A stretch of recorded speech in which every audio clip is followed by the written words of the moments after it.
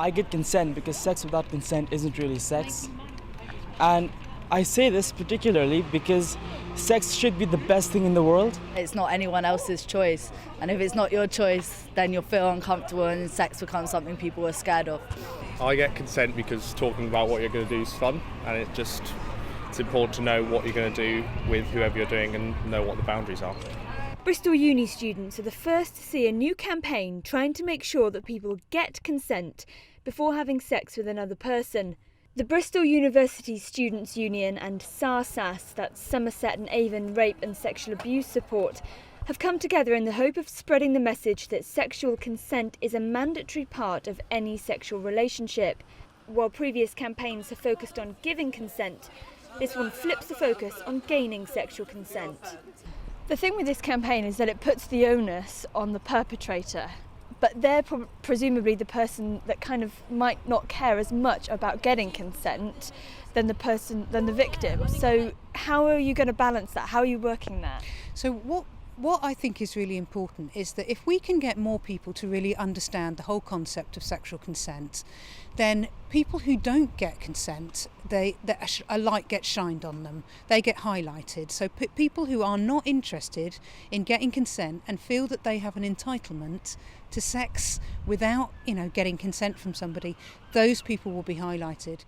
The Pause Play Stop campaign hopes to get its message out by handing out these leaflets and beer mats.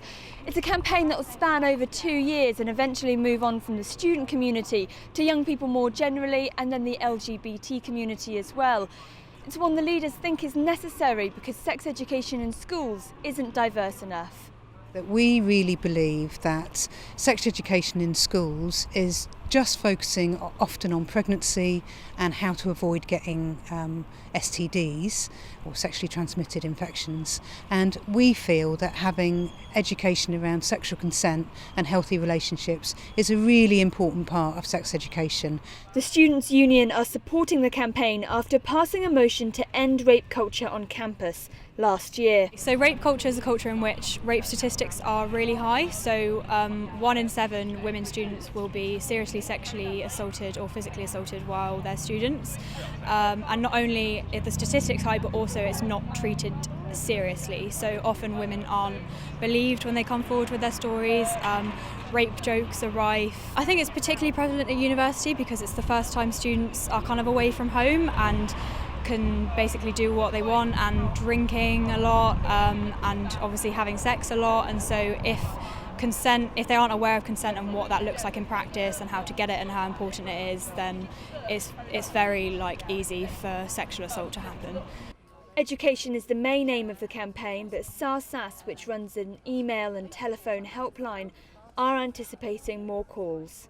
We may get more calls to our helpline because it's raising awareness, and people find it often very difficult to talk about what's happened to them in terms of past rapes or sexual assaults.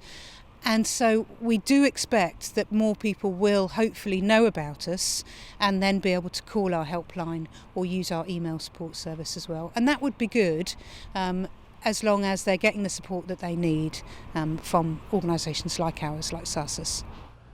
I'm Ellie at the University of Bristol for Made in Bristol TV.